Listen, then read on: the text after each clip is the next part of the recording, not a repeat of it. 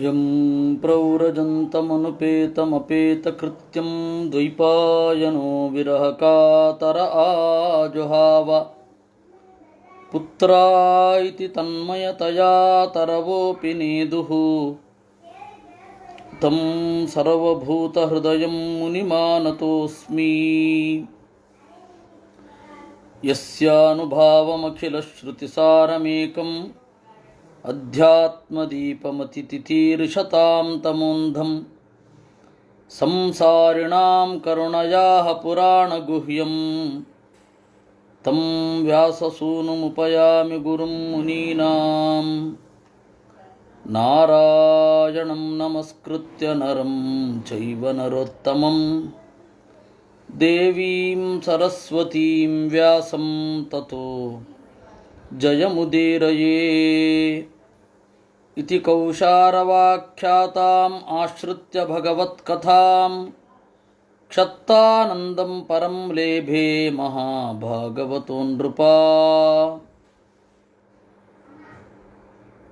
ಮೈತ್ರೇಯರು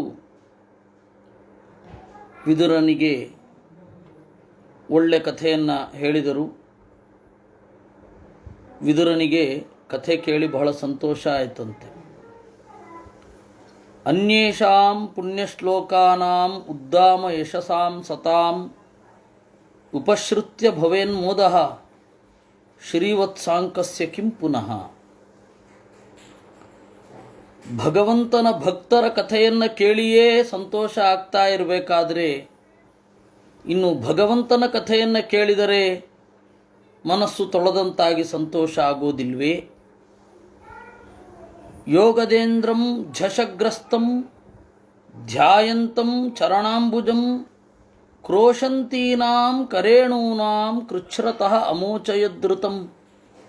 ಯಾವ ಪರಮಾತ್ಮ ಗಜೇಂದ್ರನ ಮೊರೆಯನ್ನು ಕೇಳಿ ರಕ್ಷಿಸಿದನೋ ಅಂತಹ ಪರಮಾತ್ಮನ ಕಥೆಯನ್ನು ಕೇಳಿದರೆ ಸಂತೋಷವೇ ಫಲ.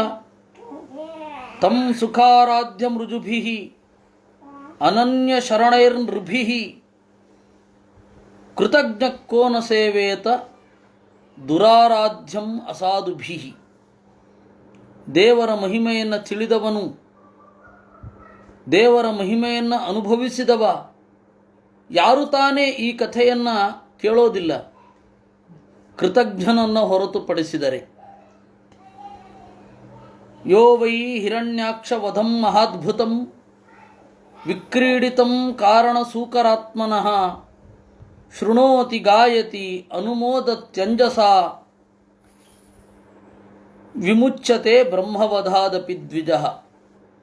ವರಾಹರೂಪಿ ಪರಮಾತ್ಮ ಯಾವ ರೀತಿ ಹಿರಣ್ಯಾಕ್ಷನನ್ನು ಕೊಂದ ಅಂತ ಕೇಳಿ ಭೂಮಿಯ ಉದ್ಧಾರ ಹೇಗಾಯಿತು ಅಂತ ಕೇಳಿದರೆ ಎಲ್ಲ ಪಾಪಗಳು ಪರಿಹಾರ ಆಗ್ತದೆ. ಪಾಪ ಪರಿಹಾರ ಜ್ಞಾನ ಪ್ರತಿಬಂಧಕವಾದ ಪಾಪಗಳದ್ದೇ ಪರಿಹಾರ ಆಗೋದು. ಪಾಪ ಅಂದರೆ ಜ್ಞಾನ ಪ್ರತಿಬಂಧಕ ಅಂತಲೇ ಅರ್ಥ, ಬೇರೆ ಯಾವುದೂ ಅಲ್ಲ. ಏತನ್ ಮಹಾಪುಣ್ಯಮಲಂ ಪವಿತ್ರಂ ಧನ್ಯಂ ಯಶಸ್ಯಂ ಪದಮಾಯುರಾಶಿಷಾಂ ಪ್ರಾಣೇಂದ್ರಿಯಾಣಾಂ ಯುಧಿ ಶೌರ್ಯವರ್ಧನಂ ನಾರಾಯಣೋಂತೆ ಗತಿರಂಗ ಶೃಣ್ವತಾಂ. ಈ ಅತ್ಯಂತ ಪವಿತ್ರವಾದ ಯಶಸ್ಸನ್ನು ನೀಡುವ, ಆಯುಷ್ಯವನ್ನು ನೀಡುವ, ಬಯಕೆಗಳನ್ನು ತೀರಿಸುವ ಈ ಕಥೆಯನ್ನು ಕೇಳಿದರೆ ರಾಜರಿಗೆ ಯುಧಿ ಶೌರ್ಯವರ್ಧನಂ, ಯುದ್ಧದಲ್ಲಿ ಪರಾಕ್ರಮ ಹೆಚ್ಚಾಗತ್ತೆ ಅವರಿಗೆ. ಕಡೆಯಲ್ಲಿ ಯುದ್ಧದಲ್ಲಿ ಸತ್ತ ಮೇಲೆ ಅಥವಾ ಹಾಗೆ ಜೀವನದಲ್ಲಿ ಅಂತಿಮ ಘಟ್ಟದಲ್ಲಿ ಇದನ್ನು ಕೇಳಿದರೆ ಒಳ್ಳೆ ಗತಿಯಾಗತ್ತೆ. ಅದಕ್ಕಾಗಿ ನೋಡಿ, ವಿಜಯನಗರ ಸಾಮ್ರಾಜ್ಯದಲ್ಲಿ ವರಾಹನ ಆರಾಧನೆ ಇತ್ತು. ಅವರ ಹಣ ವರಾಹ, ಅವರ ನಾಣ್ಯದ ಮೇಲೆ ವರಾಹದ ಗುರುತಿತ್ತು. ಅದು ವರಾಹ ಅಂತ ಹೇಳ್ತಾ ಇದ್ದರು. ಹಣವನ್ನೇ ವರಾಹ ಅಂತ ಕರೆಯೋದವರು. ಆಮೇಲೆ ಅದೇ ವರಹ ಆಗಿ ಹೋಯಿತು. ಆಮೇಲೆ 12 ವರಹಗಳು ಅಂತ ಹಾಗೆ ಶುರು ಆಯಿತು. ಇದು ವರಾಹರೂಪಿ ಪರಮಾತ್ಮನ ಕಥೆಯ ಶ್ರವಣದ ಮಹಿಮೆ. ಹೀಗೆ ಇತಿ ಶ್ರೀಮದ್ಭಾಗವತೆ ತೃತೀಯ ಸ್ಕಂಧೆ ವಿಂಶೋಧ್ಯಾಯ 20ನೇ ಅಧ್ಯಾಯ ಆಯಿತು. ರಾಜೋವಾಚ, ವಿದುರ ಮೈತ್ರೇಯರ ಮಾತನ್ನು ಕೇಳಿ ಸಂತೋಷಪಟ್ಟ ಅಂತ ಶುಕಾಚಾರ್ಯರು ಹೇಳಿದಾಗ ಪರೀಕ್ಷಿತ್ ರಾಜ ಪ್ರಶ್ನೆಯನ್ನು ಮುಂದುವರಿಸಿದ. ಇದನ್ನೆಲ್ಲ ನೋಡಿ ಆಚಾರ್ಯರು ಸುಮಾರು ಶೈಲಿಗಳನ್ನು ಹೇಳಿದ್ದಾರೆ, ರೀತಿಗಳನ್ನು ಹೇಳಿದ್ದಾರೆ. ವ್ಯತ್ಯಾಸ ಪ್ರಾತಿಲೋಮ್ಯಂ ಗೋಮೂತ್ರಿ ಪ್ರಘಸಃ. ಇದು ಪ್ರಘಸ ನೋಡಿ. ಅಲ್ಲಿ ಆ ಕಥೆಯನ್ನು ಹೇಳ್ತಾ ಇದ್ರು, ಮೈತ್ರೇಯರದ್ದು ಮತ್ತು ವಿದುರನದ್ದನ್ನು. ಈಗ ಏನಾಯಿತು, ಇಲ್ಲಿ ಮತ್ತೆ ಪ್ರಶ್ನೆ ಮುಂದುವರಿಯೋದು ಪರೀಕ್ಷಿತ್ ರಾಜ ಮತ್ತು ಶುಕಾಚಾರ್ಯರದ್ದು. ಹಾಗೆ ಅಲ್ಲಿಯೂ ಕಥೆ ಮುಂದುವರೆದಿರುತ್ತೆ. ಈ ತರಹದ ಶೈಲಿಗಳು ಗೋಮೂತ್ರಿ ಮತ್ತು ಪ್ರಘಸ ಎರಡರ ಮಿಶ್ರಣ. ಮಹೀಂ ಪ್ರತಿಷ್ಠಾಂ ಅಧ್ಯಾಸ್ಯ ಋಷೇ ಸ್ವಯಂಭುವೋ ಮನು ಕಾನ್ಯಧ್ಯತಿಷ್ಠದ್ವಾರಾಣಿ ಮಾರ್ಗಾಯ ಅವರ ಜನ್ಮನಾಂ. ರಾಜ ಕೇಳಿದ, ಸ್ವಾಮಿ, ಸ್ವಯಂಭುವ ಮನು ಎಲ್ಲ ರಾಜರಿಗೂ ಮೊದಲಿಗ, ನಂತರ ಬರುವ ಪೀಳಿಗೆಯನ್ನು ಹೇಗೆ ಬೆಳೆಸಿದ ಅದರ ಬಗ್ಗೆ ಹೇಳಿ ನಮಗೆ. ಕ್ಷತ್ತಾ ಮಹಾಭಾಗವತಃ ಕೃಷ್ಣಸ್ಯ ಏಕಾಂತಿಕ ಸುಹೃತ್ ಯಸ್ತತ್ಯಾಜ ಅಗ್ರಜಂ ಕೃಷ್ಣೇ ಸಾಪತ್ಯಂ ಅಘವಾನಿತಿ. ವಿದುರ ಭಗವದ್ಭಕ್ತ, ತನ್ನ ಅಣ್ಣನಾದ ಅತ್ಯಂತ ಪ್ರೀತ್ಯಾಸ್ಪದನಾದ ಅಣ್ಣನಾದ ಧೃತರಾಷ್ಟ್ರನನ್ನು ಬಿಟ್ಟ. ಏಕಾಗಿ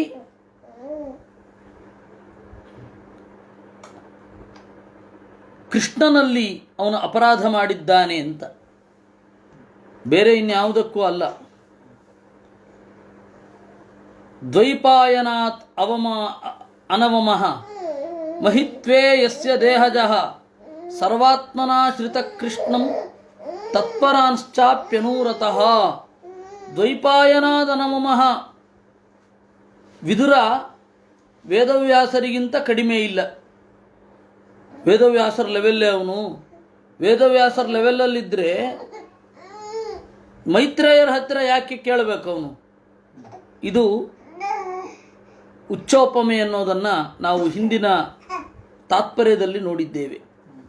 ಸರ್ವಾತ್ಮನಾಶ್ರಿತ ಕೃಷ್ಣಂ, ದೇವರಲ್ಲಿ ಪರಮಭಕ್ತ, ವೇದವ್ಯಾಸರ ಶಿಷ್ಯ, ವೇದವ್ಯಾಸರ ಮಗ ವಿದುರ. ಕಿಮನ್ವ ಪೃಚ್ಛನ್ ಮೈತ್ರೇಯಂ ವಿರಜಾಸ್ತೀರ್ಥ ಸೇವೆಯ. ತೀರ್ಥಕ್ಷೇತ್ರ ಯಾತ್ರೆ ಮಾಡಿ ಜ್ಞಾನ ಪ್ರತಿಬಂಧಕವಾದ ಪಾಪಗಳನ್ನೆಲ್ಲ ಕಳೆದುಕೊಂಡ ವಿದುರ ಮೈತ್ರೇಯರನ್ನು ಇನ್ನೇನು ಪ್ರಶ್ನೆ ಮಾಡಿದ? ಉಪಗಮ್ಯ ಕುಶಾವರ್ತ ಆಸೀನಂ ತತ್ವವಿತ್ತಮಂ. ಏನು ಪ್ರಶ್ನೆ ಮಾಡಿದ ಹೇಳಿ ಅಂತ.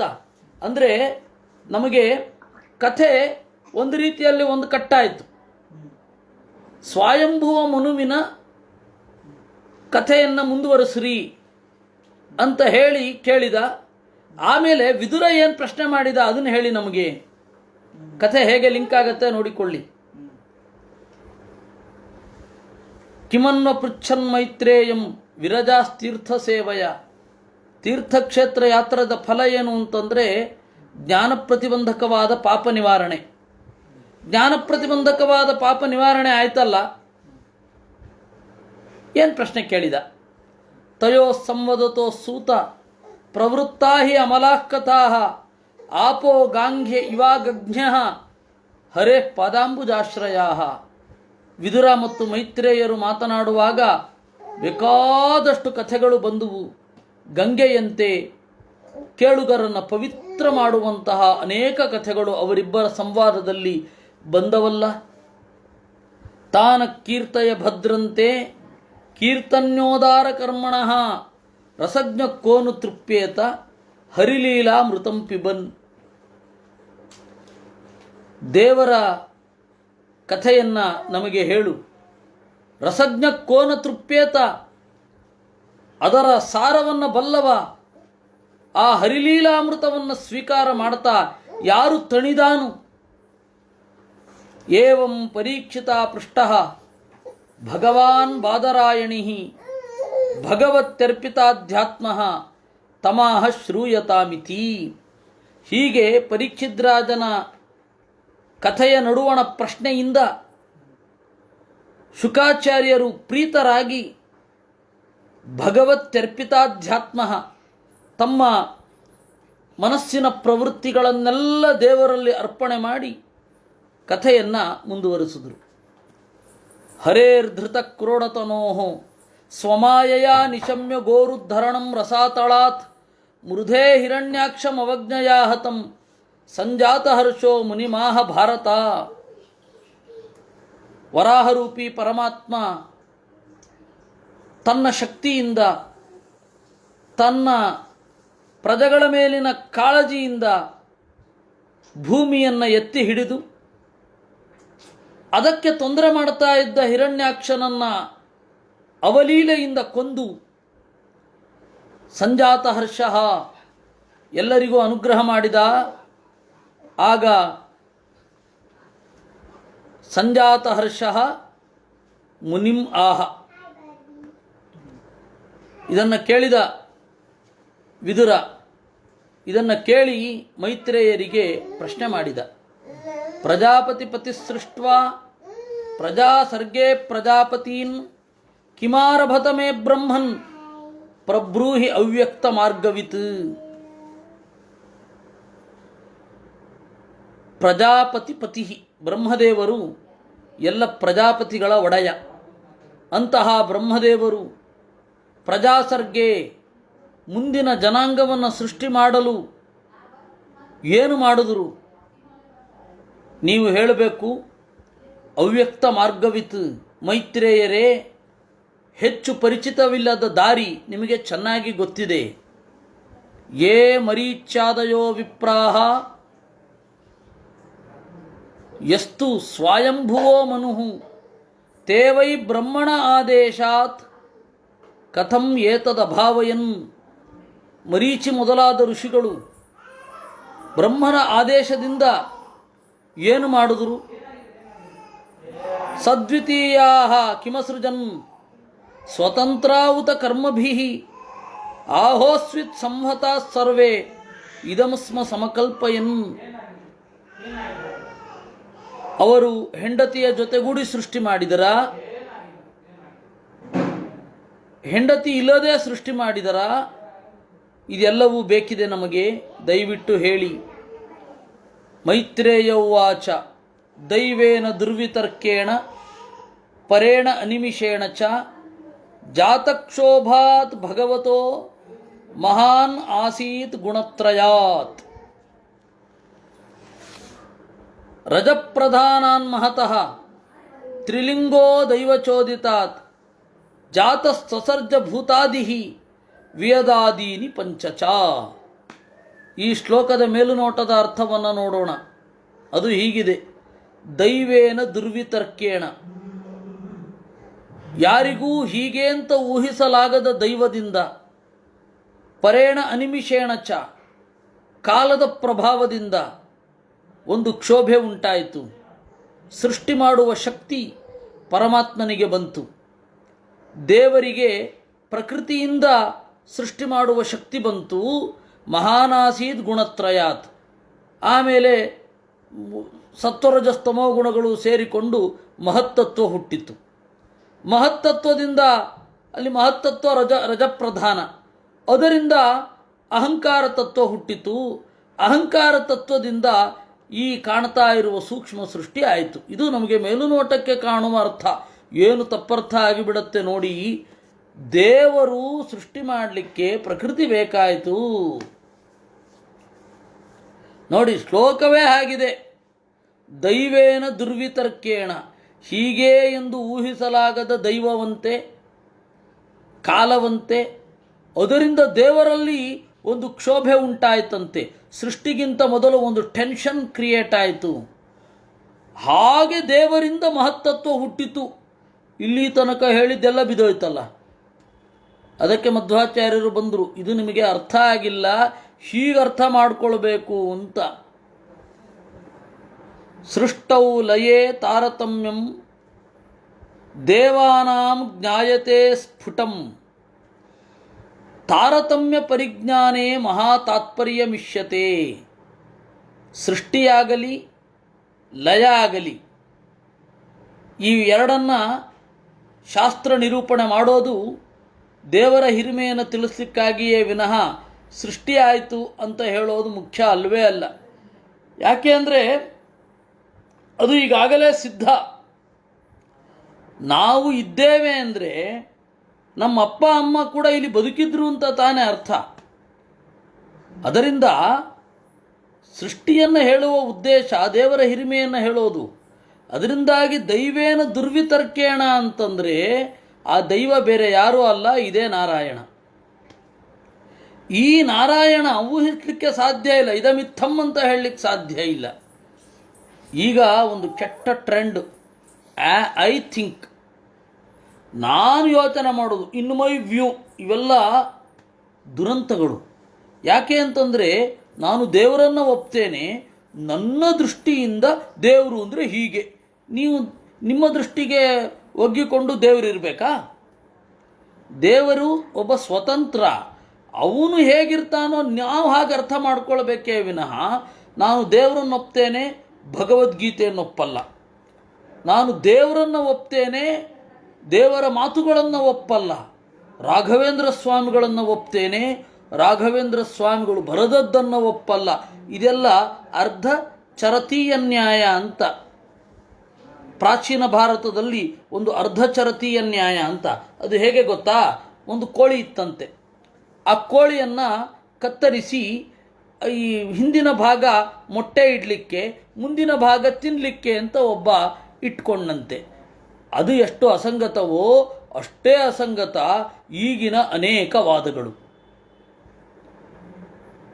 ಅದರಿಂದ ಸೃಷ್ಟಿಯಾಗಲಿ ಪ್ರಳಯ ಆಗಲಿ ಅದನ್ನು ನಿರೂಪಣೆ ಮಾಡೋದು ಯಾಕೆ ಬೇಕು? ದೇವರ ಮಹಿಮೆಯನ್ನು ತಿಳಿಯಲಿಕ್ಕೆ. ಅಂದ ಮೇಲೆ ದೈವೇನ ದುರ್ವಿತರ್ಕೇಣ ಅಂದರೆ ಏನು? ಎಲ್ಲದರ ಅಂತರ್ಯಾಮಿಯಾದ ದೇವರು ಅಂತಲೇ ಅರ್ಥ. ದೈವ ಅಂದರೂ ದೇವರೇ. ಆಮೇಲೆ ಪರೇಣ ಅನಿಮಿಷೇನ ಚ ಜಾತಕ್ಷೋಭಾತ್, ಅಲ್ಲಿ ಕ್ಷೋಭೆ ಬಂತು ಅಂತ ಇದೆ, ಅದು ದೇವರಿಗಿದೆ ಅಂತ ಹೇಳಲಿಲ್ಲ. ಅಲ್ಲಿ ಸೃಷ್ಟಿ ಆಗಬೇಕಾದ್ರೆ ಕ್ಷೋಭೆ ಉಂಟಾಯಿತು, ಆಮೇಲೆ ದೇವರಿಂದ ಮಹತ್ತತ್ವ ಉಂಟಾಯಿತು. ಅದು ವ್ಯಸ್ತಾನ್ವಯ, ಅದು ಎರಡನ್ನೂ ಒಟ್ಟಿಗೆ ಸೇರಿಸಿಕೊಳ್ಳೋದಲ್ಲ. ನೋಡಿ ನೀವು ಅನೇಕ ಕಡೆ ಬೋರ್ಡ್ ಹಾಕಿರ್ತಾರೆ, ಕಾನೂನು ಜ್ಞಾನ ಕಳೆಯುವುದು ಅಜ್ಞಾನ ಅಂತ. ಅದನ್ನು ಹೆಂಗೆ ಓದ್ಕೊಳ್ಬೇಕು? ಕಾನೂನು ಜ್ಞಾನ ಕಳೆಯುವುದು ಅಜ್ಞಾನ, ಹೀಗೆ ಮಾಡಿಕೊಳ್ಬೇಕು. ಕಾನೂನು ಜ್ಞಾನ ಕಳೆಯುವುದು ಅಜ್ಞಾನ ಅನ್ನೋದಲ್ಲ. ಅದು ಹೇಗೆ ಅಂದರೆ ಹೇಗೋ ವ್ಯಸ್ತಾನ್ವಯವಾಗಿ ಬಿಡಿಸಿಕೊಂಡು ಬಿಟ್ಟರೆ ಮೆಣಸು ಜೀರಿಗೆ ಅಂದರೆ ಮೇಣ, ಸೂಜಿ ರೀಗೆ ಅಂತ ಓದ್ದಾಗಿರುತ್ತದು.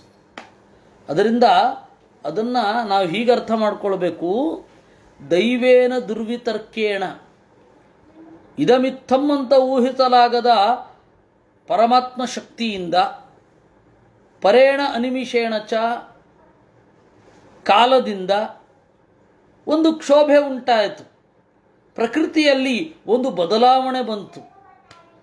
ಆ ಬದಲಾವಣೆ ಬಂದ ಮೇಲೆ ಮಹತ್ತತ್ವ ಹುಟ್ಟಿತು ಪರಮಾತ್ಮನಿಂದ. ಆ ಮಹತ್ತತ್ವ ಅನ್ನೋದು ರಾಜಸ ಪ್ರಧಾನ. ಅದರಿಂದ ಅಹಂಕಾರ ತತ್ವ ಬಂತು. ಅಹಂಕಾರ ತತ್ವದಿಂದ ನಾವು ಈ ಹಿಂದೆ ನೋಡಿದೆವು. ಇದು ಸಂಕ್ಷೇಪವಾಗಿ ಹೇಳೋದು ಯಾಕೆ ಅಂತಂದರೆ ಮತ್ತೆ ನೆನಪಿಸಲಿಕ್ಕೆ. ಹಿಂದೆ ಹೇಳಿದ್ದಾರಲ್ಲ, ಮತ್ತಿನ್ನು ಯಾಕೆ ಹೇಳಬೇಕು ಅಂದರೆ ಸಂಕ್ಷೇಪವಾಗಿ ಹೇಳೋದು, ಇದನ್ನು ನೀವು ಮರಿಲೇಬೇಡಿ ಅಂತ ಒತ್ತಿ ಹೇಳಬೇಕು. ಆದ್ದರಿಂದಾಗಿ ಮಹತೋ ಬ್ರಹ್ಮವಾಯುಚ ತದ್ಭಾರ್ಯೇ ಚ ಅಭಿಮಾನಿನಃ ಅಹಮಶೇಷವಿಂದ್ರೌ ಚ ರುದ್ರೇಂದ್ರೌ ಕಾಮತತ್ಸ್ತ್ರಿಯ ಮನಸಸ್ತ್ವನಿರುದ್ಧಶ್ಚ ಚಂದ್ರಶ್ಚಾನ್ಯೇ ಯಥೋದಿತಂ ಏವಂ ಕ್ರಮೋ ವ್ಯತ್ಯಯಸ್ತು ಸ್ಥೂಲ ಸೂಕ್ಷ್ಮಾದಿ ಭೇದತಃ. ಮಹತ್ತತ್ವ ಅಂದರೆ ಇಬ್ಬರನ್ನು ತೆಗೆದುಕೊಳ್ಬೇಕು, ಮುಖ್ಯಪ್ರಾಣ ಮತ್ತು ಬ್ರಹ್ಮ, ಮತ್ತು ಅವರ ಹೆಂಡಿರು ಸರಸ್ವತಿ ಮತ್ತು ಭಾರತಿ. ಈ 4 ಜನರನ್ನು ಮಹತ್ತತ್ವ ಅನ್ನುವ ಪದದಿಂದ ಸ್ವೀಕಾರ ಮಾಡಬೇಕು. ಅಹಂಕಾರ ತತ್ವ ಅಂತಂದಾಗ ಗರುಡ, ಶೇಷ, ರುದ್ರ. ಈ ಗರುಡ, ಶೇಷ, ರುದ್ರರ ಪತ್ನಿಯರು ಸುಪರ್ಣಿ, ವಾರುಣಿ, ಪಾರ್ವತಿ, ಈ 3 ಜನ. ಆಮೇಲೆ ಅಲ್ಲಿಂದ ದೇವತೆಗಳೆಲ್ಲ ಹುಟ್ಟಿದರು ಅಂತಂದಾಗ ನೀವೇನು ಮಾಡಬೇಕು? ಇಂದ್ರ ಮತ್ತು ಅವನ ಜೊತೆಗೆ ಅರ್ಧಾಂಗಿ ಅಂತ, ಜೊತೆಗೇನೆ ಕೆಲವೊಬ್ಬರು ಸ್ತ್ರೀ ಪುರುಷರಿರ್ತಾರೆ, ಅವರು ನಿಯತ ದಾಂಪತ್ಯ. ಮನುಷ್ಯರಲ್ಲಿ ಇಲ್ಲ. ಮನುಷ್ಯರಲ್ಲಿ ಇದ್ದರೆ ಇದ್ದೀತು, ಆದರೆ ಖಚಿತವಾಗಿ ಹೇಳಲಿಕ್ಕೆ ಬರಲ್ಲ. 7 ಜನ್ಮಕ್ಕೂ ನಾವು ಗಂಡ ಹೆಂಡಿರಾಗಬೇಕು ಅಂತನ್ನೋದು ಬಯಕೆ ಇರಬಹುದು, ದುರಾತ ಇರಬಹುದು, ಸೇಡು ಇರಬಹುದು, ಆದರೆ ಅದು ವಾಸ್ತವ ಅಲ್ಲ.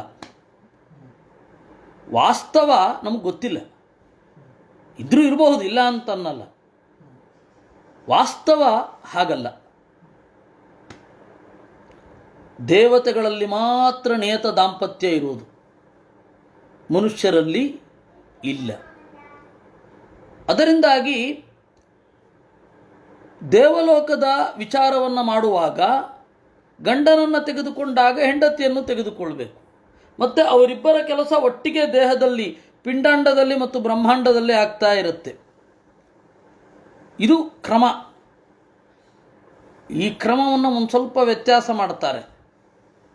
ಸ್ಥೂಲವಾಗಿ ಹೇಳುವಾಗ ಒಂದು ಕ್ರಮ ಹೇಳ್ತಾರೆ, ಸೂಕ್ಷ್ಮವಾಗಿ ಹೇಳುವಾಗ ಒಂದು ಕ್ರಮ ಹೇಳ್ತಾರೆ.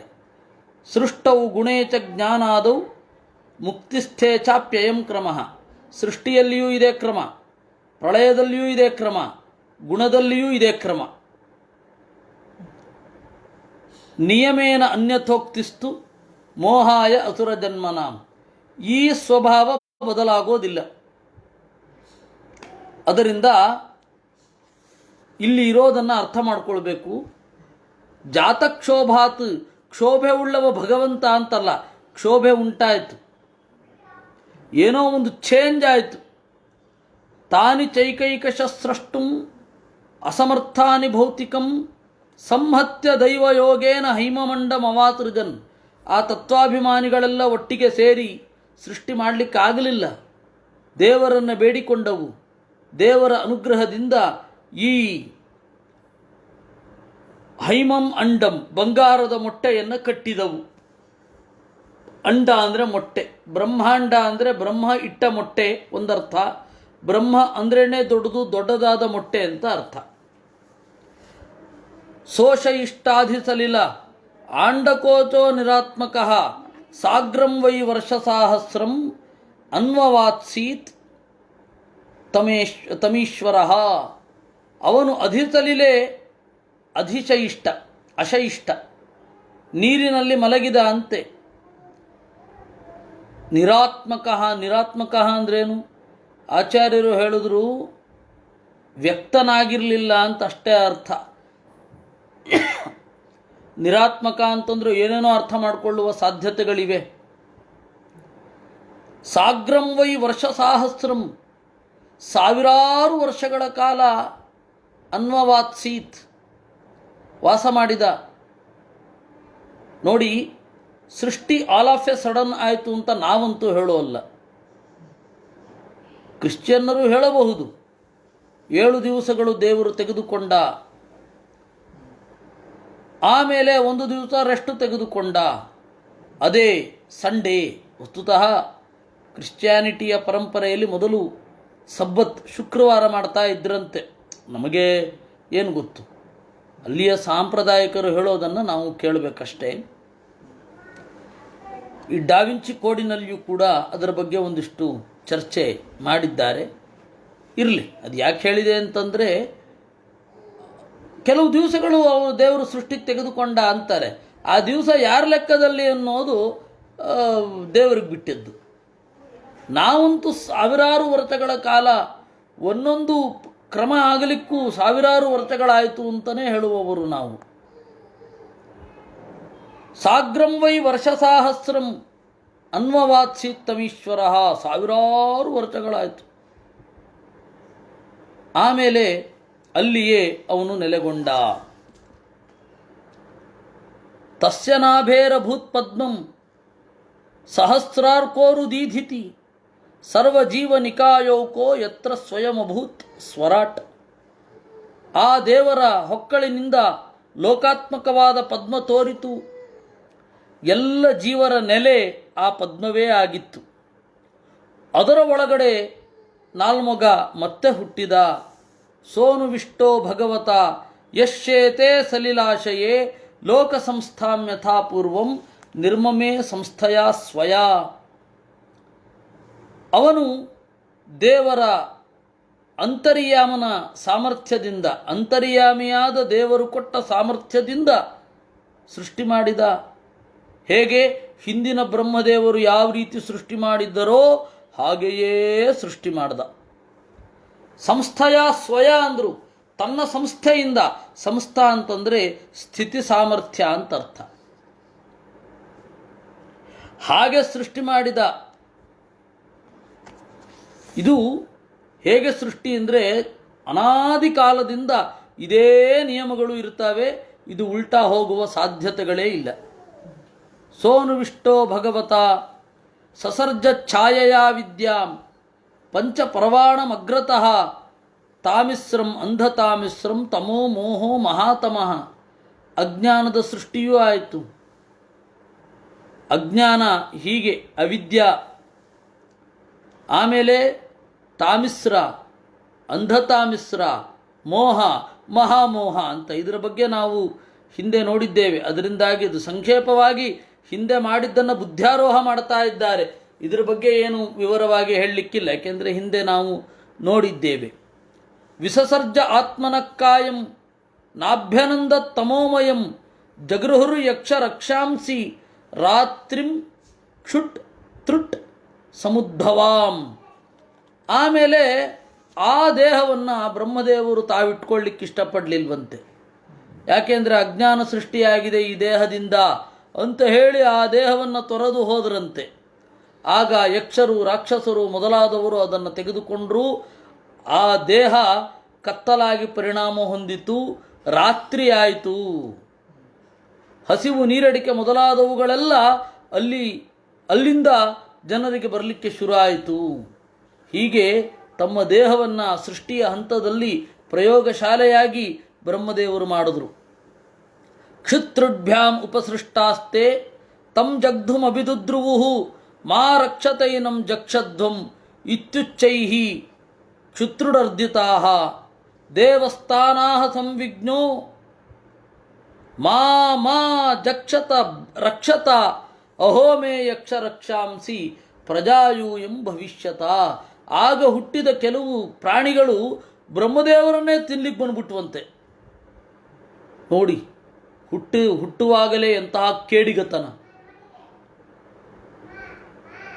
ಮಾ ರಕ್ಷತ, ಹುಟ್ಟಿದ ಮೇಲೆ ಅವರಿಗೆ ಹಸಿವಾಯಿತು, ನೀರಡಿಕೆ ಆಯಿತು.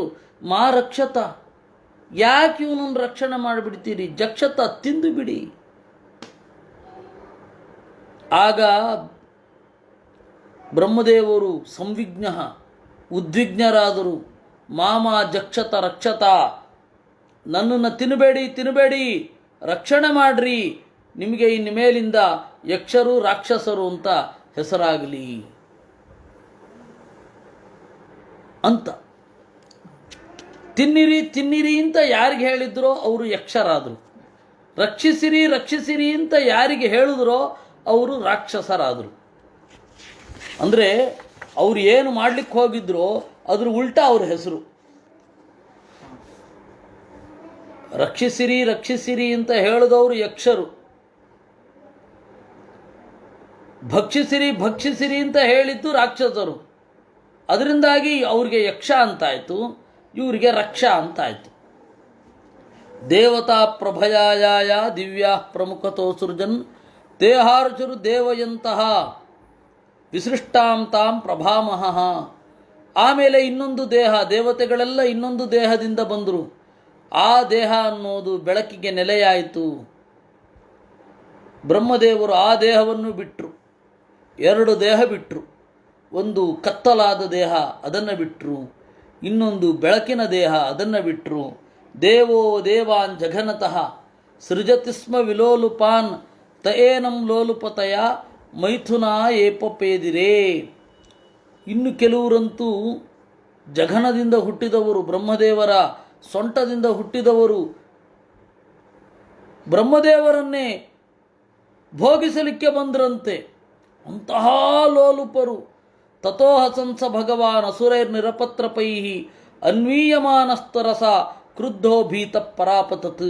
ಬ್ರಹ್ಮದೇವರಿಗೆ ನಗು ಬಂದ್ಬಿಡುತ್ತಂತೆ. ಇವುಗಳು ಏನು ಒಂದು ಸ್ವಲ್ಪನೂ ಪರಿಜ್ಞಾನವೇ ಇಲ್ವಲ್ಲ, ಹುಟ್ಟುತ್ತಲೇ ಹೀಗೆ ನನ್ನನ್ನೇ ಭೋಗಿಸ್ಲಿಕ್ಕೆ ಬರ್ತಾರಾ? ಅತ್ಯುತ್ಕೃಷ್ಟ ದೈಹಿಕ ಸುಖ ಅದನ್ನು ಪಡಿಲಿಕ್ಕೆ ನನ್ನ ದೇಹವೇ ಆಗಬೇಕಾ ಅಂತ ಹೇಳಿ ಆ ದೇಹವನ್ನು ಬಿಟ್ಟು ಪರಾಪತತ್ ಓಡಿ ಹೋದರು. ಇದೆಲ್ಲ ಕಥೆ. ಇದಕ್ಕೆ ಆಚಾರ್ಯರು ನಿರ್ಣಯ ಬರೆದರು. ಜಾನನ್ನಪಿ ಸಮರ್ಥೋಪಿ ಬ್ರಹ್ಮ ಕ್ವಚಿತ್ ಬ್ರಹ್ಮ ಹರೇ ಪ್ರಿಯಂ ಜ್ಞಾತ್ವಾ ಕರೋತಿ ಕರ್ಮಾಣಿ ಯಜ್ಞವಚ್ಚ ಅಪಿ ಅಶಕ್ತವತ್. ಬ್ರಹ್ಮದೇವರು ಈ ಪ್ರಜೆಗಳನ್ನು ಸೃಷ್ಟಿ ಮಾಡಿದರೆ ಅವರು ಈ ರೀತಿ ಬಿಹೇವ್ ಮಾಡ್ತಾರೆ ಅಂತ ಅವರು ತಿಳ್ಕೊಂಡಿದ್ರು. ನಂಬರ್ 1. ಒಂದೊಮ್ಮೆ ಅವರು ಎದುರಿಸಿ ನಿಂತಿದ್ದರೆ ಅವ್ರು ಯಾರೂ ಉಳಿತಾ ಇರಲಿಲ್ಲ. ನಂಬರ್ 2, ಶಕ್ತಿ ಇತ್ತು. ಮತ್ತು ದೇವರ ಸಂಕಲ್ಪ. ಸರಿ, ದೇವರ ಸಂಕಲ್ಪ ಯಾದರೂ ಯಾಕೆ ಆಗಿದೆ? ದೇವರ ಸಂಕಲ್ಪ ಯಾಕೆ ಹಾಗೆ ಇದೆ ಅಂದರೆ, ಕ್ರಿಮಿನಲ್ ಅನ್ನೋನು ಸಮಾಜದಿಂದ ಆಗೋದಲ್ಲ, ಹುಟ್ಟುತ್ತಲೇ ಕ್ರಿಮಿನಲ್ ಆಗಿರ್ತಾರೆ. ಇವರೆಲ್ಲ ಏನು ಹೇಳೋದು, ಈ ಮಾನವ ಹಕ್ಕು ಆಯೋಗದವರೆಲ್ಲ ಯಾರೊಬ್ಬರು no one is born criminal, ಯಾವತ್ತೂ ಹುಟ್ಟುತ್ತಲೇ ಯಾರು ಕ್ರಿಮಿನಲ್ ಅಲ್ಲ, ಯಾರು ದುರ್ಜನರಲ್ಲ. ಪರಿಸ್ಥಿತಿ ಅವರನ್ನು ದುರ್ಜನರನ್ನಾಗಿ ಮಾಡುತ್ತೆ. ಸರಿ, ಪರಿಸ್ಥಿತಿ ಏನು, ಜಡವೋ ಚೇತನವೋ? ಚೇತನವೇ. ಅವ್ರು ಯಾಕೆ ಆ ರೀತಿ ಮಾಡ್ತಾರೆ? ಅವ್ರ ಹಿಂದಿನವ್ರು ಯಾರೋ ಹಾಗೆ ಮಾಡಿರ್ತಾರೆ. ಅವರು ಹಿಂದಿನವ್ರು ಯಾಕೆ ಅವರನ್ನು ಹೀಗೆ ಮಾಡಿರ್ತಾರೆ? ಹೀಗೆ ಮೂಲಕ್ಕೆ ಹೋದರೆ ಸ್ವಾಭಾವಿಕವಾಗಿ ಒಬ್ಬರು ದುಷ್ಟರು ಬೇಕೇ ಆಗತ್ತೆ. ಸಹಜವಾಗಿ ಒಬ್ಬರು ದುಷ್ಟರು ಇರ್ತಾರೆ, ಅದನ್ನು ಅಲ್ಲಗೆಳಲಿಕ್ಕೆ ಸಾಧ್ಯವೇ ಇಲ್ಲ. ದೇಹದ ಲೆವೆಲಲ್ಲಿ ಮಾತ್ರ ಸತ್ವಗುಣ, ರಜೋಗುಣ, ತಮೋಗುಣ. ಆತ್ಮದ ಲೆವೆಲಲ್ಲಿ ಇಲ್ಲ ಅಂದರೆ ಮೊದಲನೇ ಬಾರಿ ದೇಹದ ಲೆವೆಲಲ್ಲಿ ಯಾರಿಗೆ ಬಂತು? ಈ ಎಲ್ಲ ಪ್ರಶ್ನೆಗಳಿಗೆ ಇಲ್ಲಿ ಉತ್ತರ ಉಂಟು. ಅದಕ್ಕೆ ದೇವರು ಸಂಕಲ್ಪ ಮಾಡಿದ ಬ್ರಹ್ಮದೇವರು ತೋರಿಸಲಿ. ಇದರ ಮೂಲಕ 2, ಬ್ರಹ್ಮದೇವರಿಗೆ ಅಜ್ಞಾನ ಇದೆ, ಭಯ ಇದೆ, ಅಶಕ್ತಿ ಇದೆ ಅಂತ ತಿಳಿದುಕೊಂಡವರು ದೇವರನ್ನು ತಿಳ್ಕೊಳ್ಳಿಕ್ಕಾಗಲ್ಲ. ಹಾಗೆ ತಿಳಿಯದವರು, ಬ್ರಹ್ಮದೇವರದ್ದು ಇದು ವಿಡಂಬನೆ ಅಂತ ತಿಳಿದವರು ಅರ್ಥ ಮಾಡಿಕೊಳ್ತಾರೆ. ಅದರಿಂದ ಇರೋದು ಹೀಗೆ ಎಂದು ಸೌಪೌರಜ್ಜವರದಂ ಪ್ರಪನ್ನಾರ್ತಿ ಹರಂ ಹರಿಂ ಅನುಗ್ರಹಾಯ ಭಕ್ತಾನಾಂ ಅನುರೂಪಾತ್ಮದರ್ಶನಂ ತ್ರಾಹಿ ಮಾಂ ಪರಮಾತ್ಮನಸ್ತೆ ಪ್ರೇಷಣೇನ ಅಸೃಜಂ ಪ್ರಜಾಃ ತಯಿಮಾಯ ಭಿತುಂ ಪಾಪಾಃ ಉಪಕ್ರಾಮಂತಿ ಮಾಂ ಪ್ರಭೋ. ಎಲ್ಲರಿಗೂ ವರವನ್ನು ನೀಡುವ, ಶರಣು ಬಂದವರ ಬೇಗೆಯನ್ನು ಕಳೆಯುವ, ಶರಣು ಬಂದವರ ಬನ್ನವನ್ನು ಕಳೆಯುವ ದೇವರನ್ನು ಕುರಿತು ಬ್ರಹ್ಮದೇವರು ಪ್ರಾರ್ಥನೆ ಮಾಡಿಕೊಂಡ್ರಂತೆ. ಓ ದೇವರೇ, ನಿನ್ನ ಅನುಗ್ರಹದಿಂದ ನಾನು ಸೃಷ್ಟಿ ಮಾಡಿದೆ.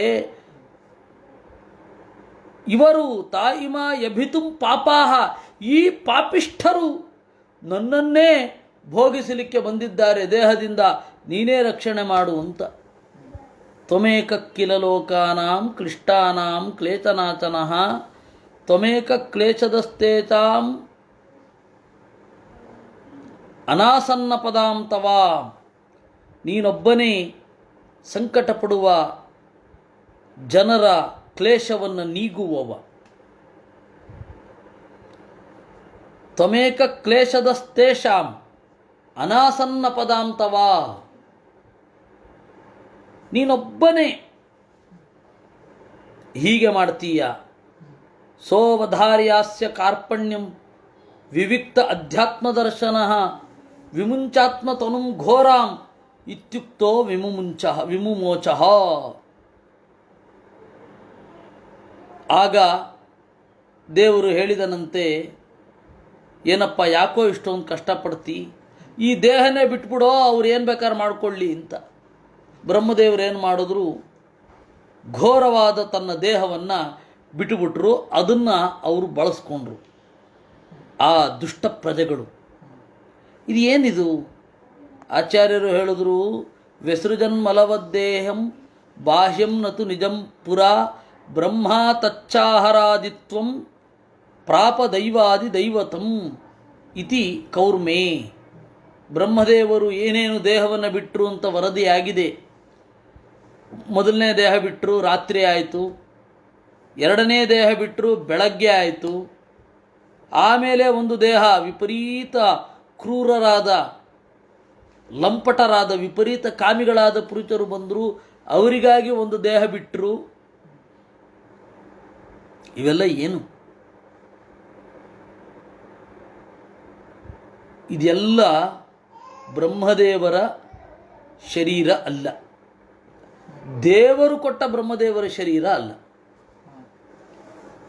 ಬ್ರಹ್ಮದೇವರು ತಾನು ಸೃಷ್ಟಿ ಮಾಡಿಕೊಂಡ ಶರೀರ, ಬಿಡಲಿಕ್ಕೆ ಅಂತಲೇ ಸೃಷ್ಟಿ ಮಾಡಿಕೊಂಡ ಶರೀರ. ಅದನ್ನು ಇನ್ನೂ ಸ್ಪಷ್ಟವಾಗಿ ಹೇಳಬೇಕು ಅಂದರೆ, ಬಿಡಲಿಕ್ಕೆ ಅಂತಲೇ ಸೃಷ್ಟಿ ಮಾಡಿಕೊಂಡ ಶರೀರ. ನೋಡಿ ಏನೇನೆಲ್ಲ ಆಗಿ ಹೋಯಿತು.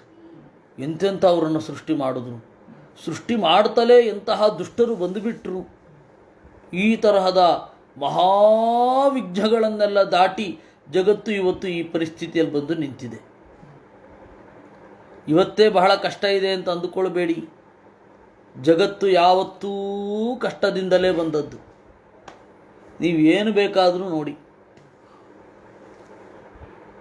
ಅದಕ್ಕೆ ಆಚಾರ್ಯರು ಈ ರೀತಿ ಹೇಳಿದ್ದು, ತಾಂ ಕೊಣಚರಣಾಂಭೋಜಾಂ ಮದವಿಹ್ವಲಲೋಚನಾಂ ಕಾಂಚೀಕಲಾಪ ವಿಲತ ದುಕೂಲಾಚ್ಛಿನ್ನ ರೋಧತಂ ಅನ್ಯೋನ್ಯಾಶ್ಲೇಷದುತ್ತುಂಗ ನಿರಂತರ ಪಯೋಧರಾಂ ಸುನಾತಾಂ ಸುದ್ವಿಜಾಂ ಸ್ನಿಗ್ಧಹಾತ ಲೀಲಾವಲೋಕಿನೀಂ ಗೂಹಂತೀಂ ವ್ರೀಳಯಾತ್ಮಾನಂ ನೀಲಾಳಕವರೂಥಿನೀಂ ಉಪಲಭ್ಯಾತುರಾಸಂಧ್ಯಾಂ ಸರ್ವೇತಾಂ ಮುಮುಹುಸ್ತ್ರಿಯಂ. ಆಮೇಲೆ ಬ್ರಹ್ಮದೇವರು ಸಂಧ್ಯಾಂತನ್ನುವ ಒಂದು ಸ್ತ್ರೀ ರೂಪವನ್ನು ಸೃಷ್ಟಿ ಮಾಡಿದರಂತೆ. ಬ್ರಹ್ಮದೇವರ ಶರೀರ ಅಲ್ಲ ಅದು, ಇದು ಬೇರೆ. ಸಂಧ್ಯಾ ಅಂತ ಆ ಗೆಜ್ಜೆ ಕಟ್ಟಿದ ಕಾಲಿರುವ, ಹೆಮ್ಮೆ ತುಂಬಿ ಮದ ತುಂಬಿ ನೋಡುವ ಕಣ್ಣಿರುವ, ಡಾಬು ಬಳೆ ಚಂದದ ಬಟ್ಟೆ ಇವುಗಳನ್ನು ಹೊಂದಿರುವ, ಚಂದವಾದ ಶರೀರ ಎಷ್ಟಿ ಇರುವ, ಒಳ್ಳೆಯ ಮೂಗು ಹಲ್ಲು, ಚಂದದ ನಗೆ, ಚಂದದ ನೋಟ ಇವುಗಳಿಂದ ಕೂಡಿದ್ದು, ನಾಚಿಕೆಯಿಂದ ತನ್ನನ್ನು ಮುಚ್ಚಿಕೊಳ್ಳುವ, ಕಪ್ಪು ಬಣ್ಣದ ಗುಂಗುರು ಕೂದಲಿರುವ ಸಂಧ್ಯಾ ಅನ್ನುವ ಹೆಸರಿನ ಆ ಶರೀರವನ್ನು ಹೊಂದಿ ಎಲ್ಲ ದೈತ್ಯರು ಮೋಹಕ್ಕೆ ಒಳಗಾದರು.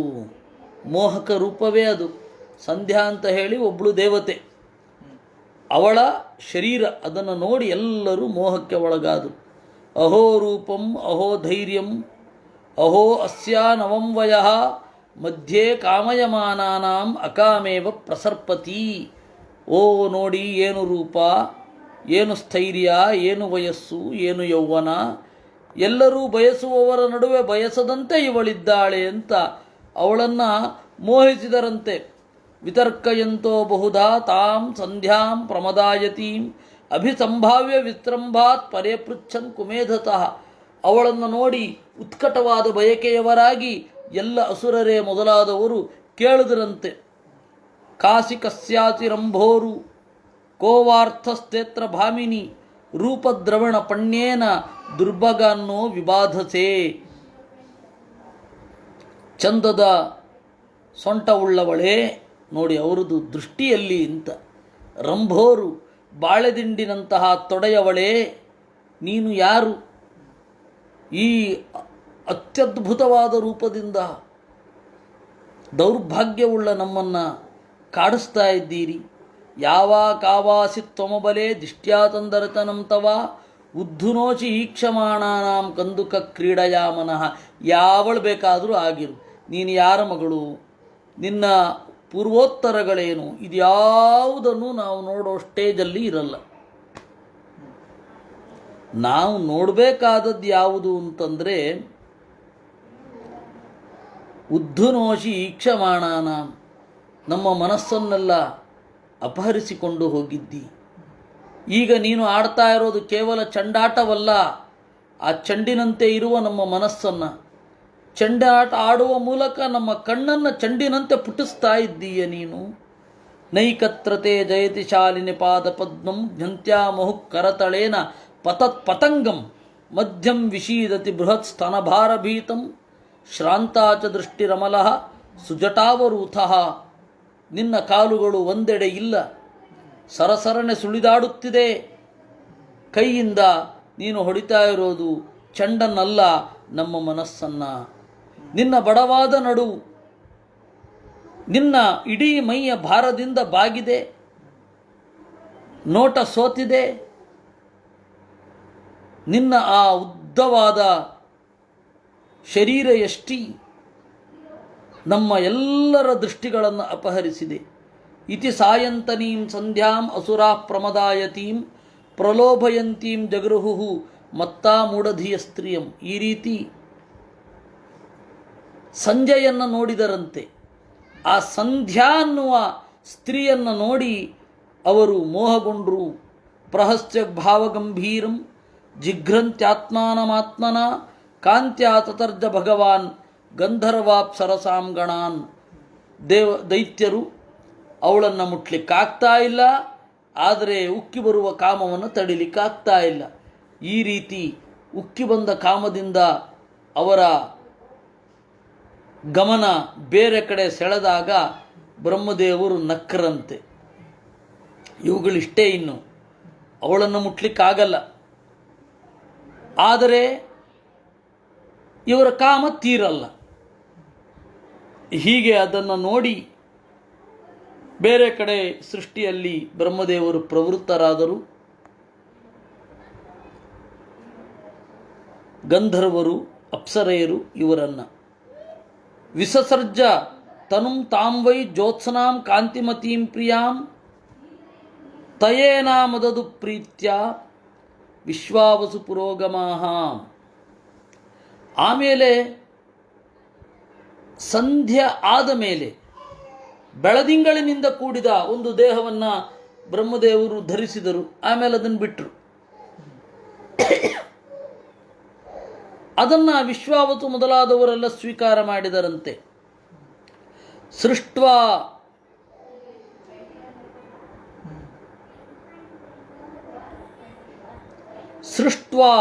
ಭೂತಪಿಶಾಚಾಂಶ್ಚ ಭಗವಾನ್ ಆತ್ಮತಂದ್ರಿಣ ದಿಗ್ವಾಸಸಃ ಮುಕ್ತಕೇಶಾನ್ ವೀಕ್ಯ ಚಾಮೀಲಯದೃಶೌ. ಆಮೇಲೆ ತನ್ನ ಸೋಮಾರಿತನದಿಂದ ಅಂದರೆ ತಮೋಗುಣದಿಂದ ಭೂತಗಳನ್ನು ಪಿಶಾಚಗಳನ್ನು ಸೃಷ್ಟಿ ಮಾಡಿ ದಿಗ್ವಾಸತಃ ದಿಗಂಬರರಾಗಿರುವ ಕೂದಲನ್ನು ಬಿರಿಹೈಕೊಂಡಿರುವ ಎಲ್ಲ ತರಹದ ಕೆಟ್ಟ ಪ್ರಾಣಿಗಳನ್ನು ಸೃಷ್ಟಿ ಮಾಡಿ ಅವರನ್ನು ನೋಡಲಾಗದೆ ಬ್ರಹ್ಮದೇವರೇ ಕಣ್ಣು ಮುಚ್ಚಿಬಿಟ್ರಂತೆ. ಜಗೃಹುಸ್ತದ್ವಿಸೃಷ್ಟಾಂ ತಾಂ ಜೃಂಭಣಾಖ್ಯಾಂ ತನುಂ ಪ್ರಭೋ ನಿದ್ರಾದೀಂದ್ರಿಯ ವಿಕ್ಲೇದೋ ಯಯಾಭೂತೇಷು ಜಾಯತೆ ತಯೋಚ್ಛಿಷ್ಟಾನ್ ದರ್ಶಯಂತಿ ತದುನ್ಮಾದಂ ಪ್ರಚಕ್ಷತೆ.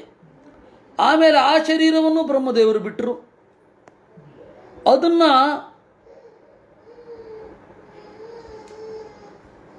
ಭೂತಾದಿಗಳೆಲ್ಲ ಸ್ವೀಕಾರ ಮಾಡದುವಂತೆ.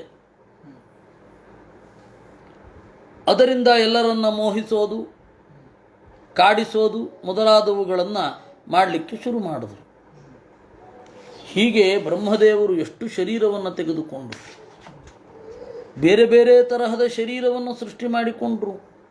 ಅದನ್ನು ಬಿಟ್ಟರು. ಅಜ್ಞಾನವನ್ನು ಸೃಷ್ಟಿ ಮಾಡಿದ ಶರೀರ ಬಿಟ್ಟರು, ಮೋಹವನ್ನು ಸೃಷ್ಟಿ ಮಾಡುವ ಶರೀರವನ್ನು ಬಿಟ್ಟರು. ರಜೋಗುಣವನ್ನು ಬಳಸಿಕೊಂಡು ದೇವರು ಕೊಟ್ಟ ಶರೀರವನ್ನು ಹೊರತುಪಡಿಸಿ ಬೇರೆ ಶರೀರವನ್ನು ಸೃಷ್ಟಿ ಮಾಡಿ ಅದನ್ನು ಅವಲಂಬಿಸಿಕೊಂಡು ಬೇರೆ ಬೇರೆ ತರಹದ ಪ್ರಜೆಗಳು ಇರುವ ಹಾಗೆ ಮಾಡಿ ಅದನ್ನು ನಿರ್ಮಮತೆಯಿಂದ ತ್ಯಾಗ ಮಾಡಿಬಿಟ್ರು. ದೇಹದ ಬಗ್ಗೆ ಅವರಿಗೆ ಮೋಹವೇ ಇಲ್ಲ ಅನ್ನೋದು ಇದರಿಂದ ಗೊತ್ತಾಗುತ್ತೆ. ಊರ್ಜಸ್ವಂತಂ ಮನ್ಯಮಾನಃ ಆತ್ಮಾನಂ ಭಗವಾನಜಃ ಸಾಧ್ಯಾನ್ ಗಣಾನ್ ಪಿತೃಗಣಾನ್ ಪರೋಕ್ಷೇಣ ಅಸೃಜತ್ ಪ್ರಭು. ಪರಾಕ್ರಮ ಇರುವ ತನ್ನ ದೇಹದ ಬಗ್ಗೆ ಆಗ ನಂಬಿಕೆ ಬಂತಂತೆ ಬ್ರಹ್ಮದೇವರಿಗೆ. ಅದರಿಂದ ಸಾಧ್ಯ ಎಂಬ ದೇವತಾಗಣವನ್ನು ಪಿತೃಗಣಗಳನ್ನು ಸೃಷ್ಟಿ ಮಾಡಿದರು ಅಲ್ಲಿರುವ ಸತ್ವದ ಮೂಲಕ. ಊರ್ಜಸ್ವಂತಂ, ಅದಕ್ಕೆ ಪಿತೃಗಳಿಗೆ ಮತ್ತು ದೇವತೆಗಳಿಗೆ ನೀಡುವ ಅನ್ನವನ್ನು ಊರ್ಜ ಅಂತ ಕರೀತಾರೆ. ಅವರ ಆ ದೇಹವನ್ನು ಅವರು ಸ್ವೀಕಾರ ಮಾಡಿ ಆಯಿತು. ತ ಆತ್ಮತರ್ಗಂ ತಂ ಕಾಯಂ ಪಿತರ ಪ್ರತಿಪೇದಿರೆ ತಾದ್ಯಭ್ಯಶ್ಚ ಪಿತೃಭ್ಯಶ್ಚ ಕವಯೋ ಯದ್ವಿತನ್ವತೆ. ಸರಿ, ಆ ಶರೀರವನ್ನು ಬಿಟ್ಟರು. ಸಿದ್ಧಾನ್ ವಿದ್ಯಾಧರಾಂಶ್ಚೈವ ತಿರೋಧಾನೇನ ಸೋಸೃಜತ್ ತೇಭ್ಯೋ ದದೌ ತಮಾತ್ಮಾನಂ ಅಂತರ್ಧಾನಾಖ್ಯಮದ್ಭುತಂ. ಆಮೇಲೆ ಕಣ್ಮರೆಯಾಗುವ ವಿಶಿಷ್ಟವಾದ ವಿದ್ಯೆಯನ್ನು ಬ್ರಹ್ಮದೇವರು ಒಂದು ದೇಹದ ಮೂಲಕ ಸಾಧನೆ ಮಾಡಿ ಆ ದೇಹ ಬಿಟ್ಕೊಟ್ರಂತೆ. ಅದನ್ನು ಸಿದ್ಧರೇ ವಿದ್ಯಾಧರರೇ ಮೊದಲಾದವರು ಸ್ವೀಕಾರ ಮಾಡಿದರಂತೆ. ಸಕಿನ್ನರಾನ್ ಕಿಂಪುರುಚಾನ್ ಆತ್ಮನಾಚ ಅಸೃಜತ್ ಪ್ರಭು ಮಾನಯನ್ ಆತ್ಮನಾತ್ಮಾನಂ ಆತ್ಮಾಭಾತಾನ್ ವಿಲೋಕಯನ್. ಆಮೇಲೆ ಕಿನ್ನರರನ್ನು ಕಿಂಪುರುಚರನ್ನು ತನ್ನ ದೇಹದಿಂದ ಸೃಷ್ಟಿ ಮಾಡಿದರು. ಅವರು ಬೇರೆ ಬೋಟ್ಸೇ ಗೊತ್ತಾಗ್ತಾ ಇರಲಿಲ್ಲ. ಕಿನ್ನರರು ಅಂದ್ರೇನು? ಮನುಷ್ಯರ ಅಂತ ಯಾರ ಬಗ್ಗೆ ಡೌಟ್ ಬರುತ್ತಲ್ಲ ಅವರು ಕಿನ್ನರರು. ಅವನು ಗಂಡಸ ಅಂತ ಯಾರ ಬಗ್ಗೆ ಡೌಟ್ ಬರುತ್ತಲ್ಲ ಅವನು ಕಿಂಪುರುಷ. ಅವರನ್ನೆಲ್ಲ ಸೃಷ್ಟಿ ಮಾಡಿದ್ದಾಯಿತು. ತೇತು ತದ್ ಜಗೃಹೂ ರೂಪಂ ತ್ಯಕ್ತಂ ಯತ್ ಪರಮೇಷ್ಠಿನ ಮಿತಿನೂಭೂಯ ಗಾಯಂತಹ ತಮೇವೋಷಸಿ ಕರ್ಮಭಿಹಿ. ಆ ದೇಹವನ್ನು ಬ್ರಹ್ಮದೇವರು ಬಿಟ್ರಂತೆ. ಕೆಲವರಿಗೆ ಒಂದು ಅಭ್ಯಾಸ ಇರುತ್ತಲ್ಲ, ಮನೆ ತಗೊಳ್ಳೋದು, ಕಟ್ಟೋದು, ಅಥವಾ ಕಟ್ಟಿದ ಮನೆ ತಗೊಳ್ಳೋದು, ಮಾರೋದು. ಆ ರೀತಿ ಬ್ರಹ್ಮದೇವರು ಸೃಷ್ಟಿಯ ಆದಿಯಲ್ಲಿ ದೇಹ ಸೃಷ್ಟಿ ಮಾಡೋದು, ಆ ದೇಹದಿಂದ ಅನೇಕ ತರಹದ ಜೀವರನ್ನು ಸೃಷ್ಟಿ ಮಾಡೋದು, ಅವ್ರಿಗೆ ಆ ದೇಹ ಬಿಟ್ಟುಕೊಡೋದು, ಆ ದೇಹ ಬಿಡೋದು. ಬಟ್ಟೆ ಬದಲಾಯಿಸೋ ರೀತಿಯಲ್ಲಿ ದೇಹ ಬದಲಾಯಿಸ್ಬಿಟ್ರು. ವಾಸಾಂಸಿ ಜೀರ್ಣಾನಿ ಯಥಾ ವಿಹಾಯ ಅನ್ನೋದಕ್ಕೆ ಸ್ಫುಟವಾದ ಉದಾಹರಣೆ ಬ್ರಹ್ಮದೇವರಾಗಿ ಹೋದರು. ದೇಹೇನ ವೈ ಭೋಗವತ ಶಯಾನೋ ಬಹುಚಿಂತೆಯ ಸರ್ಗೇನುಪಚಿತೆ ಕ್ರೋಧಾದುತ್ಸರ್ಜಹಿ ತದ್ವಿಭು. ಹೀಗೆ ಬೇರೆ ಬೇರೆ ತರಹದ ದೇಹಗಳನ್ನು ತೆಗೆದುಕೊಳ್ತಾ ಇರಬೇಕಾದ್ರೂ ಸೃಷ್ಟಿ ಮುಂದುವರಿತಾ ಇಲ್ಲ. ಇವರು ಅಂದುಕೊಂಡ ಹಾಗೆ ಮುಂದುವರಿತಾ ಇಲ್ಲ. ಯೇ ಹಿ ಎಂತ ಅಮುತಕ್ಕೇತಾ ಅಹಯಸ್ತೆಂಗ ಜಗ್ನಿರೆ ಸರ್ಪಾ ವಿಸರ್ಪತ ಕ್ರೂರ ನಾಗಾ ಭೋಗೋರು ಕಂಧರಾ. ಆಮೇಲೆ ಕಡೆಗೊಮ್ಮೆ ಇನ್ನೊಂದು ಶರೀರವನ್ನು ಸೃಷ್ಟಿ ಮಾಡಿ ಅದನ್ನು ಬಿಟ್ಟರು. ಆಗ ಅಲ್ಲಿಂದ ನಾಗಗಳು, ಸರ್ಪಗಳು, ಹೆಡೆಗಳಿರುವ ಹಾವುಗಳು ಎಲ್ಲ ಸೃಷ್ಟಿಯಾದುವಂತೆ. ಸ ಆತ್ಮಾನಂ ಮನ್ಯಮಾನಃ ಕೃತಕೃತ್ಯಾಂ ಇವಾತ್ಮಭೂಹು ತದಾ ಮನೂನ್ ಸಸರ್ಜಾಂತೆ ಮನತಾ ಲೋಕಭಾವನಾನ್. ಆಮೇಲೆ ಈ ತರಹ ಎಲ್ಲ ದುಷ್ಟ ಶಿಷ್ಟ ಪ್ರಜೆಗಳ ಸೃಷ್ಟಿ ಆದ ಮೇಲೆ ಮನುಗಳನ್ನು ಸೃಷ್ಟಿ ಮಾಡಿದ ಅಂತೆ. ಮನತಾ ಲೋಕಭಾವನಾನ್ ತೇಭ್ಯಸ್ತ ವಿಸೃಜದ್ದೇಹಂ ಪರಪುರುಷ ಆತ್ಮನಃ ತಾನ್ ದೃಷ್ಟ್ವಾ ಯೇ ಪುರಾ ಸೃಷ್ಟಾ ಪ್ರಶಂಸು ಪ್ರಜಾಪತಿಂ. ಯಾವಾಗ ಮನುಗಳನ್ನು ಸೃಷ್ಟಿ ಮಾಡಿದರೋ ಅವರು ಒಳ್ಳೆಯ ಮಕ್ಕಳು. ಮೊದಲು ಬ್ರಹ್ಮದೇವರನ್ನು ಕೊಂಡಾಡಿದರಂತೆ. ಇಲ್ಲಿ ಪುರಾ ಸೃಷ್ಟಾಹ ಅಂತ ಇದೆ. ಮೊದಲು ಸೃಷ್ಟಿಯಾದವರು ಕೊಂಡಾಡಿದರು ದೇವರನ್ನ ಅಂತ. ಸೃಷ್ಟಾಹ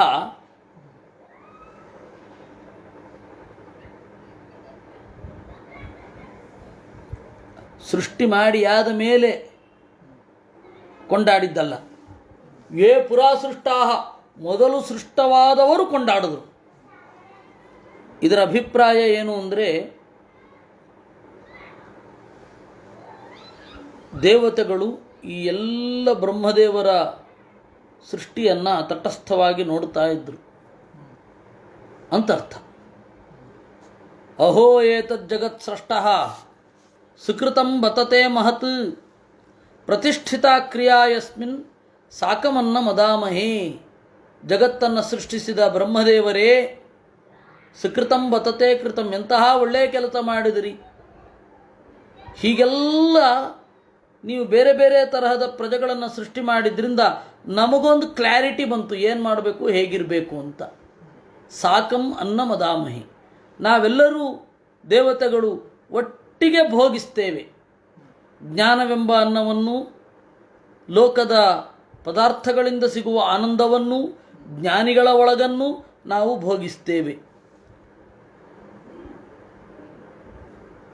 ಅದನ್ನು ಆಚಾರ್ಯರು ಹೇಳ್ತಾರೆ, ದೃಷ್ಟ್ವಾತು ಪೌರುಷೀಂ ಸೃಷ್ಟಿಂ ದೇವಾಹ ಸುಕೃತಮೂಚಿರೇ. ಈ ಪೌರುಷವಾದ ಸೃಷ್ಟಿಯನ್ನು ನೋಡಿ ದೇವತೆಗಳು ಓ ಬಹಳ ಚೆನ್ನಾಗಿದೆ ಎಂದ್ರಂತೆ.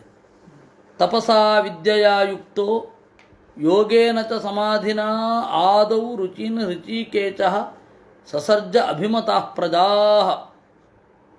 ಹೀಗೆ ದೇವರು ತಪಸ್ಸಿನಿಂದ, ವಿದ್ಯೆಯಿಂದ, ಯೋಗ ಸಮಾಧಿಯಿಂದ ಬ್ರಹ್ಮದೇವರ ಮನಸ್ಸನ್ನು ತುಂಬಿ ಋಷಿಗಳನ್ನು ಆಮೇಲೆ ಸೃಷ್ಟಿ ಮಾಡಿದ್ದು. ಆಗ ಅಭಿಮತರಾದ ಪ್ರಜೆಗಳಾದರು.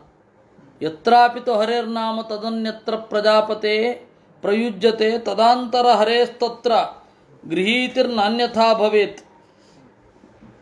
ಎಲ್ಲಿ ಹೃಷಿಕೇಶ ಅಂತ ಬರುತ್ತೆ, ಹಿಂದಿನ ಶ್ಲೋಕದಲ್ಲಿ ಮುಂದಿನ ಶ್ಲೋಕದಲ್ಲಿ ಬ್ರಹ್ಮದೇವರಿದ್ದಾರೆ, ಅವಾಗ ಅಂತರ್ಯಾಮಿ ರೂಪ ಅಂತ ಇಟ್ಕೊಳ್ಬೇಕು ಅಂತ ಆಚಾರ್ಯರು.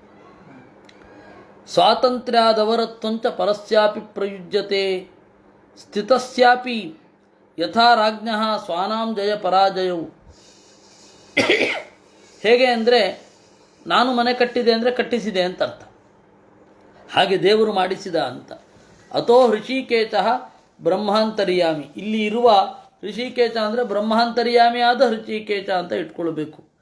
ತೇಭ್ಯಶ್ಚೈಕೈಕಶಸ್ತಸ್ಯ ದೇಹಸ್ಯಾಂಚಂ ಅದಾದಜಃ ಯತ್ತತ್ ಸಮಾಧಿ ಯೋಗರ್ಧಿ ತಪೋವಿದ್ಯಾ ವಿರಕ್ತಿಮತ್. ಹೀಗೆ ಇವರೆಲ್ಲರಿಗೂ, ಪ್ರಜಾಪತಿಗಳಿಗೆ ದೇವರು ದೇಹವನ್ನು ಸೃಷ್ಟಿ ಮಾಡಿಕೊಟ್ಟ. ಆಮೇಲೆ ಅವರೆಲ್ಲರ ದೇಹ ಅವರು ಪ್ರಜ್ಞಾಪೂರ್ವಕವಾಗಿ ಸೃಷ್ಟಿಯನ್ನು ಮುಂದುವರಿಸಲಿಕ್ಕೆ ಹೊರಟರು. ಬ್ರಹ್ಮದೇವರ ಆರಂಭದ ದಿನಗಳು ಹೀಗೆ ಸೃಷ್ಟಿಯಾಯಿತು ಅನ್ನುವಲ್ಲಿಗೆ ಶ್ರೀಮದ್ಭಾಗವತೆ ತೃತೀಯ ಸ್ಕಂಧೆ ಏಕವಿಂಶೋಧ್ಯಾಯ. ವಿದುರೌವಾಚ ಸ್ವಾಯಂಭುವಸ್ಯ ಚ ಮನೋರ್ವಂಚ ಪರಮತಮ್ಮತಃ ಕಥ್ಯತಾಂ ಭಗವಾನ್ ಯತ್ರ ಮೈಥುನೇ ನೈಧಿರೇ ಪ್ರಜಾ. ವಿದುರ ಕೇಳ್ತಾನೆ, ಸ್ವಾಮಿ, ಸ್ವಯಂಭುವ ಮನುವಿನ ವಂಶ ಎಲ್ಲರಿಗೂ ಸಮ್ಮತವಾದದ್ದು. ಮೊದಲು ಮಾನಸಿಕವಾಗಿ ಪ್ರಜೆಗಳು ಹುಟ್ಟುತ್ತಾ ಇದ್ದರು. ಆಮೇಲೆ ಎರಡು ದೇಹಗಳ ಮಿಲನ ಆಗಿ ಗರ್ಭ ಧರಿಸಿ ಗಂಡು ರೇತಸ್ಸನ್ನು ಇಡೋದು, ಹೆಣ್ಣು ಮಗುವನ್ನು ಸೃಷ್ಟಿ ಮಾಡೋದು, ಈ ಕ್ರಮ ಬಂತು. ಅದರ ಬಗೆಗೆ ನಮಗೆ ವಿಸ್ತಾರವಾಗಿ ಹೇಳಿ. ಪ್ರಿಯವ್ರತೋತ್ಥಾನ ಪಾದೌ ಸುತೌ ಸ್ವಾಯಂಭುವಸ್ಯ ವೈ ಯಥಾಧರ್ಮಂ ಜುಗುಪುತು ಸಪ್ತದ್ವೀಪವತೀಂ ಮಹೀಂ. ಪ್ರಿಯವ್ರತ ಮತ್ತು ಉತ್ತಾನುಪಾದ ಅವರಿಬ್ಬರು ಬ್ರಹ್ಮದೇವರ ಮಕ್ಕಳು, ಬ್ರಹ್ಮದೇವರ ಮೊಮ್ಮಕ್ಕಳು. ಬ್ರಹ್ಮದೇವರ ಮಗನಾದ ಸ್ವಯಂಭುವ ಮನುವಿನ ಮಕ್ಕಳು. ಅವರು ಭೂಮಿಯನ್ನು ರಕ್ಷಣೆ ಮಾಡಿದ್ರು. ಅವ್ರ ಬಗ್ಗೆ ಹೇಳಿ. ತಸ್ಯ ವೈ ದುಹಿತಾ ಬ್ರಹ್ಮನ್ ದೇವಹೂತೀತಿ ವಿಶ್ರುತ ಪತ್ನಿ ಪ್ರಜಾಪತೇರುಕ್ತ ಕರ್ದಮಸ್ಯ ತ್ವಯಾ ನಘ. ಸ್ವಾಮಿ, ನೀವು ಹೇಳಿದ್ರಿ ಬಹಳ ಹಿಂದೆ, ಸ್ವಯಂಭುವ ಮನುವಿನ ಮಗಳು ದೇವಹೂತಿ, ಅವಳು ಕರ್ದಮ ಪ್ರಜಾಪತಿಯನ್ನು ಮದುವೆ ಆದ್ಲು ಅಂತ. ತಸ್ಯಾಂ ಸ ವೈ ಮಹಾಯೋಗಿ ಯುಕ್ತಾಯಾಂ ಯೋಗಲಕ್ಷಣೈ ಸಸರ್ಜ ಕಥಿತಾ ವೀರ್ಯಂ ತನ್ಮೇ ಶುಶ್ರೂಷವೇವದ. ಈ ಕರ್ದಮ ಹಾಗೂ ದೇವಹೂತಿಯರ ದಾಂಪತ್ಯವನ್ನು ಕುರಿತು ಹೇಳಿ, ಏಕೆಂದರೆ ಇದರ ಬಗ್ಗೆ ನಾವು ಬಹಳ ಕೇಳಿದ್ದೇವೆ, ಅದನ್ನು ಸ್ಫುಟವಾಗಿ ಹೇಳಿ. ರುಚಿರಿಯೋ ಭಗವಾನ್ ಬ್ರಹ್ಮನ್ ದಕ್ಷೋ ವಾ ಬ್ರಹ್ಮಣಸ್ತುತಃ ಯಥಾ ಸಸರ್ಜ ಭೂತಾನಿ ಲಬ್ಧ್ವಾ ಭಾರ್ಯಾಂಚ ಮಾನವೀಂ. ಆಮೇಲೆ ರುಚಿ ಪ್ರಜಾಪತಿ ಬ್ರಹ್ಮದೇವರ ಮಗ ಅಂತ ನಮಗೆ ಗೊತ್ತಿದೆ. ಈ ಬ್ರಹ್ಮದೇವರ ಮಗನಾದ ರುಚಿ ಪ್ರಜಾಪತಿ ಆಕೂತಿಯಲ್ಲಿ ಯಜ್ಞನಾಮಕ ಪರಮಾತ್ಮನನ್ನು ಪಡೆದ ಅಂತ ಕೇಳಿದ್ದೇವೆ, ಅದರ ಬಗ್ಗೆ ಹೇಳಿ. ಇನ್ನು ದಕ್ಷನ ಮಗ ದಕ್ಷ, ಬ್ರಹ್ಮನ ಮಗ ದಕ್ಷ, ಅವ ಏನು ಮಾಡಿದ? ಪ್ರಸೂತಿಯಲ್ಲಿ ಅನೇಕ ಮಕ್ಕಳನ್ನು ಪಡೆದ, ಅದನ್ನು ಹೇಳಿ. ಮೈತ್ರೇಯ ಉವಾಚ ಪ್ರಜಾಸೃಜೇತಿ ಭಗವಾನ್ ಕರ್ದಮೋ ಬ್ರಹ್ಮಣೋದಿತಃ ಸರಸ್ವತ್ಯಾಂ ತಪಸ್ತೇಪೆ ಸಹಸ್ರಾಣಾಂ ತಮಾದಚ. ಕರ್ದಮ ಪ್ರಜಾಪತಿ ಬ್ರಹ್ಮದೇವರ ಮಗ. ಆ ಬ್ರಹ್ಮದೇವರ ಮಗನಾದ ಕರ್ದಮ ಪ್ರಜಾಪತಿ, ಬ್ರಹ್ಮದೇವರು ಕರ್ದಮ ಪ್ರಜಾಪತಿಗೆ ಆಜ್ಞೆ ಮಾಡಿದ್ರು ಪ್ರಜೆಗಳನ್ನು ಸೃಷ್ಟಿ ಮಾಡಬೇಕು ಅಂತ. ಆವಾಗ ಸರಸ್ವತೀ ನದಿಯಲ್ಲಿ ಸಾವಿರಾರು ವರ್ಷಗಳ ಕಾಲ ತಪಸ್ಸು ಮಾಡಿದ. ತತಸ್ಸಮಾಧಿಯುಕ್ತೇನ ಕ್ರಿಯಾಯೋಗೇನ ಕರ್ದಮಃ ಸಂಪ್ರಪೇದೆ ಹರಿಂಭಕ್ತ್ಯ ಪ್ರಪನ್ನ ವರದಾಶುಷಂ. ಧ್ಯಾನದಿಂದ ಕೂಡಿರುವ ಕ್ರಿಯಾಯೋಗದಿಂದ ಕರ್ದಮ ಪರಮಾತ್ಮನನ್ನು ಉತ್ಕಟವಾಗಿ ಭಜಿಸಿದ.